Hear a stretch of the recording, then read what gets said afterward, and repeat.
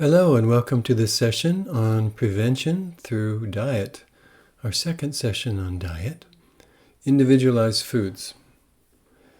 In Ayurveda, the science of life, we understand that every individual has their individual needs, their individual mind-body type, and their individual mix of the doshas, vata, pitta, and kapha, and individual lifestyle, and so many things. And one diet is suitable for one person and not suitable for the next person. And all the foods impact the doshas in specific ways, vata or pitta or kapha. Vata is light, dry, cold, moving, rough. So light, dry, cold, rough foods, like crackers, increase vata or chips. Pitta is hot and sharp and liquid and pungent, so hot, spicy, pungent foods increase pitta significantly. And kapha is heavy, dull, dense, stable, smooth, oily. So heavy, oily, cold foods increase kapha. So like increases like. And dissimilar will decrease. So if we want to pacify an aggravated dosha, then we give the opposite qualities. So let's look at this, and this, of course, this knowledge is from Maharshi's course on prevention. So here's a quote from Maharshi. Prevention is the spontaneous ability to prevent violation of natural law through all thought, speech, and action. Beautiful. Spontaneous ability, and how do we prevent violation of natural law? Well, the mind, the thinking, and therefore the speaking and acting has to be spontaneously in tune with natural law. And the mind can be in tune with natural law, as we know from Maharishi Ayurveda, consciousness-based health, when the mind settles to the field of total natural law, pure consciousness, located at the source of thought, very simply through our DM practice and our advanced techniques.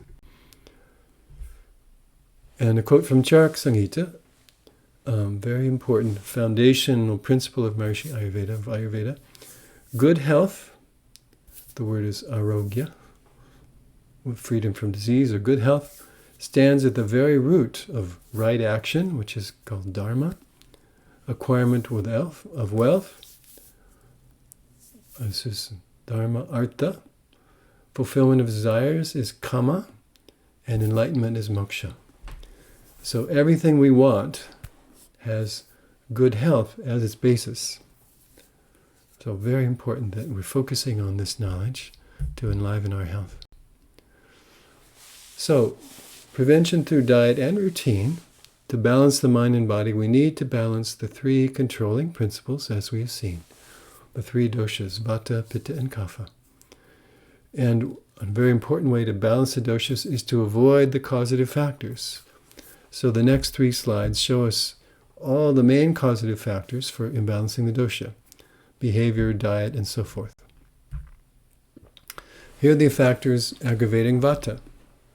So under behavior, we have staying awake at night or insufficient sleep, mental or physical exertion, too much movement and too much activity aggravate the moving quality of vata, suppression of natural urges, because natural elimination is a function of vata, especially urination, defecation.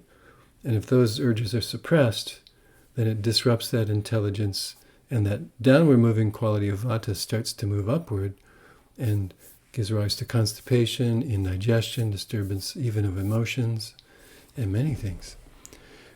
So not to suppress those natural urges.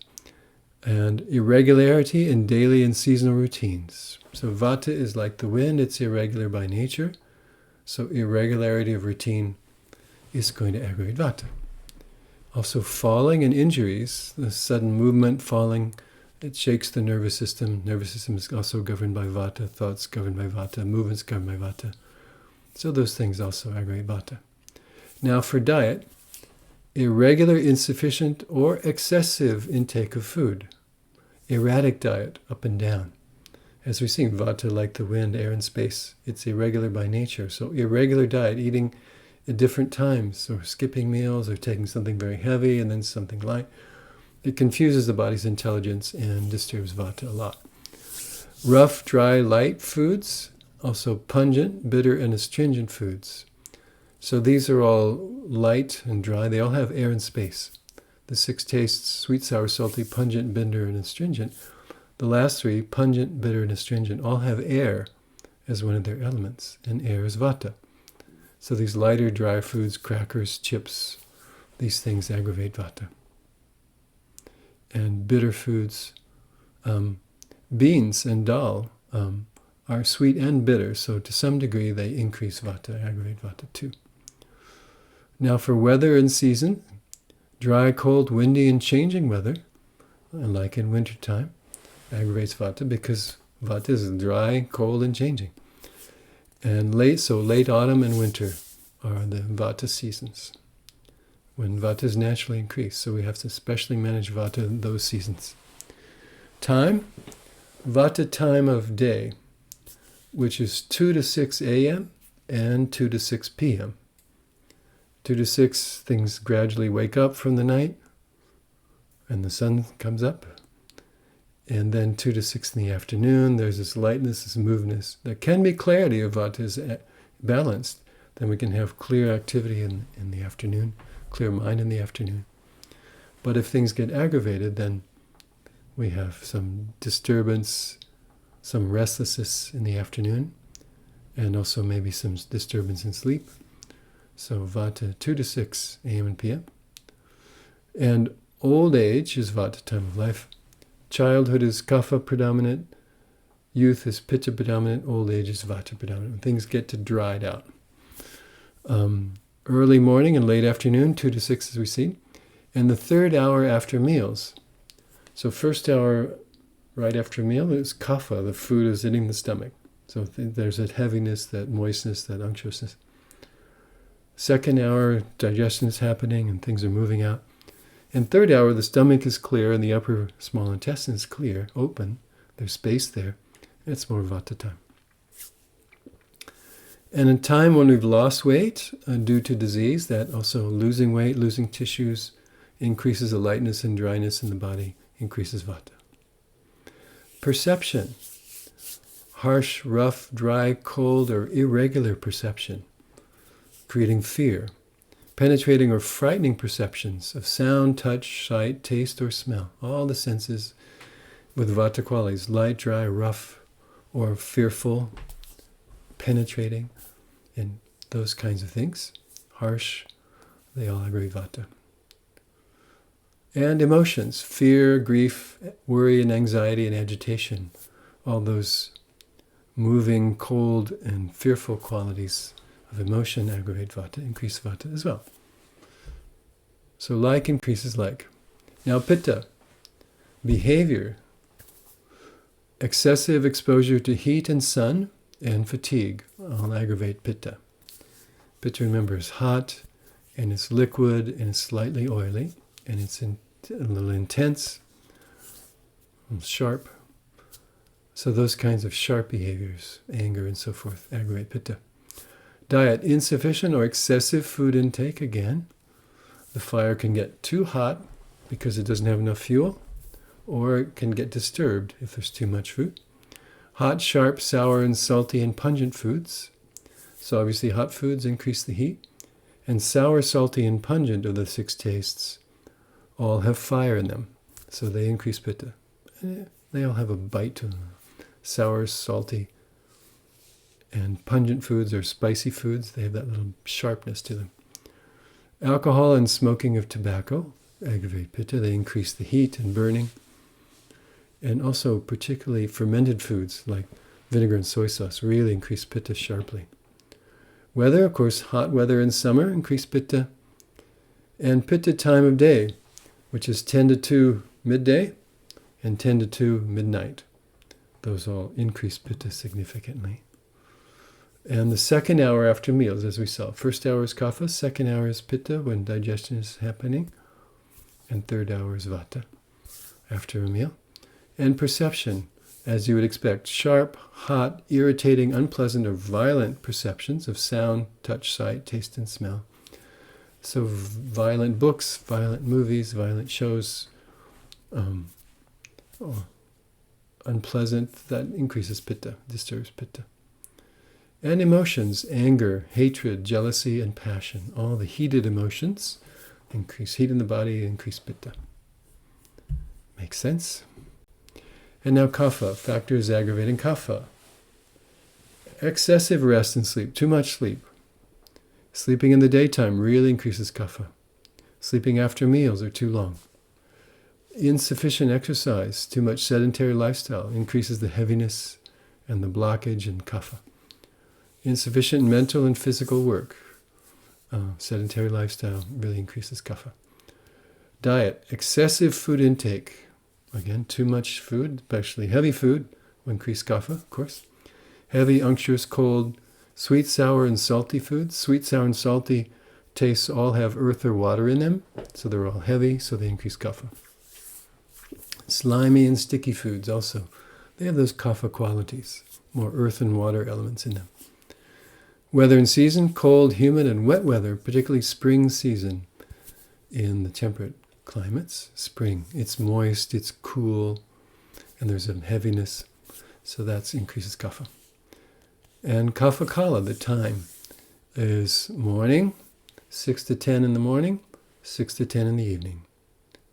And also, as we've seen, the first hour after meals when the stomach is heavy, full of food, then there's increased kapha. And perceptions. Excess, soft, smooth, comfort-promoting or stable perceptions, or cold perceptions of sound, touch, sight, taste, or smell. Heavy, soft, comforting, too much cushiness increases kapha. And emotions, greed and attachment can increase kapha. There's that sticky quality of kapha, that heavy quality of kapha, and greed and attachment can increase kapha. So those are the main causative factors for imbalance of the doshas. So how do we balance them? Well, we need to know which dosha is out of balance. And the best way to know that is through pulse. And MIU has a 16-lesson self-pulse reading course. And of course, all of our undergraduate and graduate programs at MIU teach pulse reading.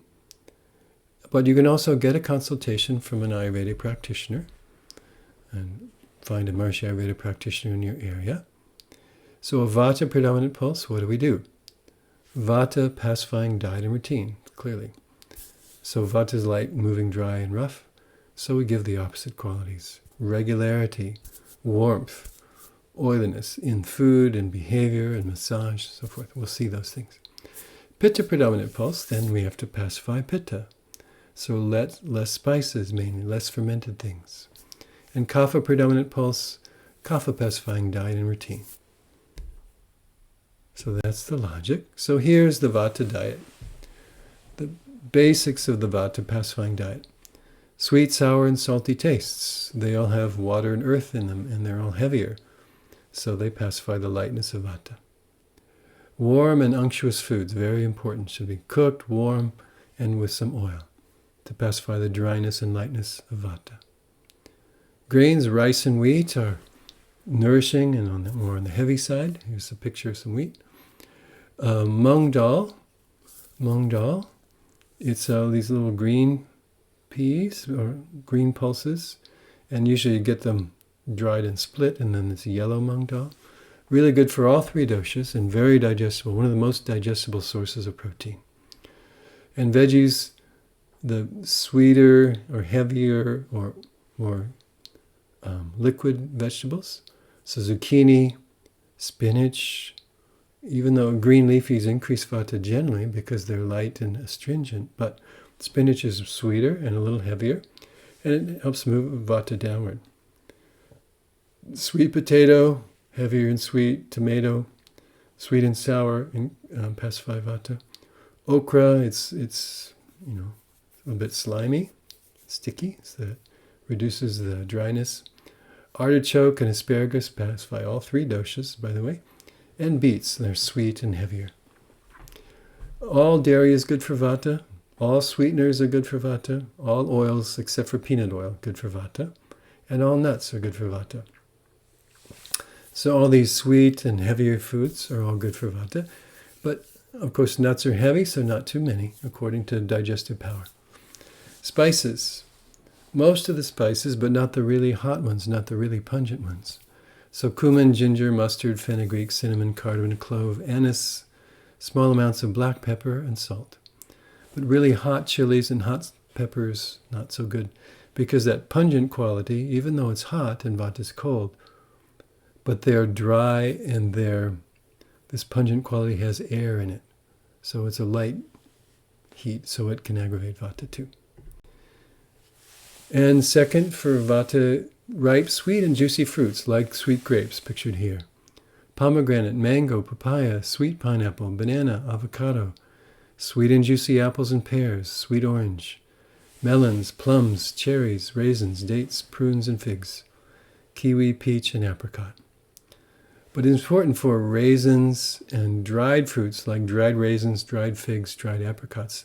They're good for vata if they're soaked, not if they're dry, because that dryness can increase vata.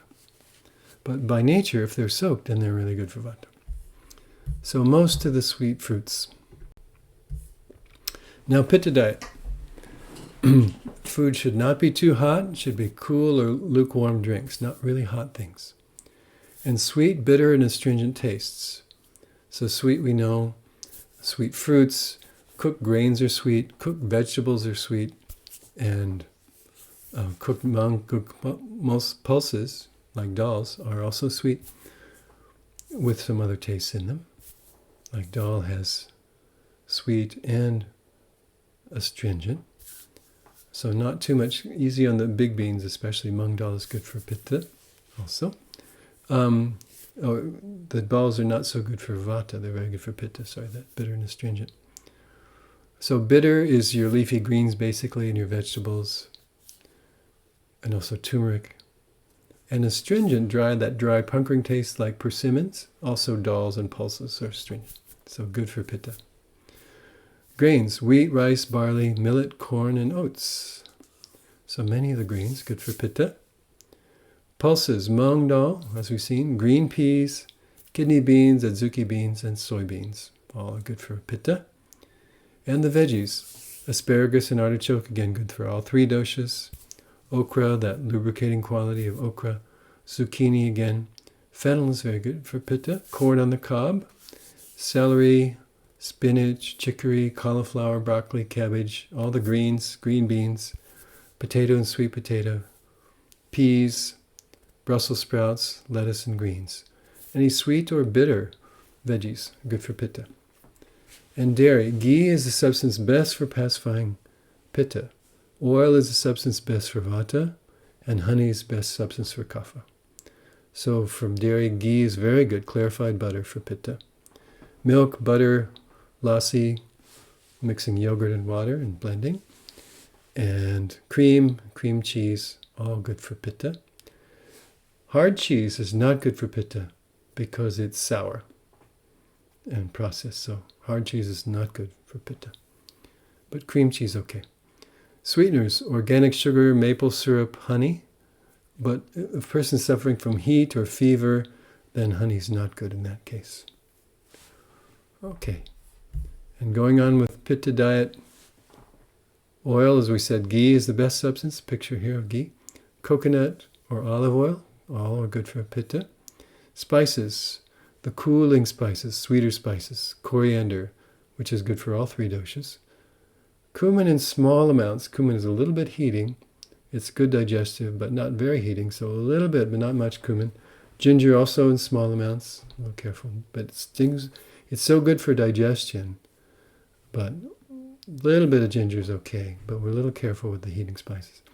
Turmeric, very good for pitta. It's bitter and astringent. Saffron is sweet and has some bitter to it. Fennel, very good for pitta. Cinnamon, cloves, and cardamom, little cooling spices. Lemon juice, not on an empty stomach, but lemon juice, even though it's sour and citrus, not much, but a little bit can flush out excess pitta through the liver. But a little easy on the lemon juice too, but a little bit's okay. Fruits, the sweet fruits. Grapes and pomegranate is also astringent. Banana, avocado, mango, coconut. Melons are very good for pitta. They're sweet and juicy. apple, pear, raisins, dates, figs, apricots, sweet orange and sweet pineapple. They have to be sweet though, because if it's even a little sour, orange and pineapple can aggravate pitta. Grapefruit is okay. It's sweet and it has a little bitterness to it. So it's okay, not in large amounts. Olive, persimmon, papaya, kiwi are good for pitta. Okay, and now kapha, pacifying diet. Lighter, drier foods, and warm drinks, because kapha is cold and heavy and sticky. Pungent, bitter, and astringent tastes. So pungent is spicy, bitter is your greens, and astringents are your pulses or your dals. And all these three tastes have air in them, so it lightens up the heaviness of kapha. Grains should be year-old. They're aged grains. In an Indian grocery store, it actually tells you if the rice is a year old. They become drier and lighter and more digestible. So year-old barley, millet, corn, buckwheat, rye, and small amounts of wheat and rice if they're older grains, been stored for a while. But the lighter grains, millet, buckwheat, corn, rye, all good. Barley is particularly good. Barley is good for scraping. It has a gentle scraping quality. It's good for losing weight and obesity, and very good for kapha. And pulses, all the beans except for tofu and black gram. Black gram or urad dal has this heaviness to it. Not so good for kapha. Dairy, lassi, diluted milk, and small amount of ghee for cooking. Lassi is a thin lassi, 1 part yogurt to 4 parts water, well blended with some spices. Is good for kapha after lunch. Sweeteners, honey is the main substance for pacifying kapha, as we've seen. And aged jaggery. Jaggery is caramelized sugarcane juice. And if it's been around older, it's drier, it's a bit lighter. So small amounts of that is okay for kapha. And the veggies. All the green leafies. Asparagus and artichoke we've seen, good for all 3 doshas. Carrots are good. Cabbage, beets, broccoli, cauliflower. The cruciferous vegetables, which tend to increase vata, so they pacify kapha. Celery, peas, peppers, and zucchini and tomatoes are all good for kapha. Not the heavy things like potatoes and sweet potatoes are a little heavy for kapha. And second slide for kapha pacifying diet. Small amounts of ghee, mustard oil, the hot, spicy mustard oil, corn oil, olive oil, sunflower oil, in small amounts for cooking. It's okay for kapha. Nuts and seeds, sunflower and pumpkin seeds. Otherwise, heavy nuts, the nuts are pretty heavy for kapha. Spices, all the spices except salt. Especially good are ginger, pepper, hot spices are good for kapha, if they don't have too much pitta also. And for fruits, pomegranate and persimmon has that astringent taste. Cranberries, a bit sour but astringent. Raisins, peach, guava, grapes in small amounts, figs in small amounts, and sweet apple in small amounts. Apple is sweet, but it also has a little bit of an astringent taste to it, so it's okay. A little bit lighter. So those are the fruits for kapha. And the oils and nuts. So now we've come to our health tip. So learn to take your pulse and see which dosha needs pacifying, dosha or doshas, or get a Maharishi Ayurveda consultation.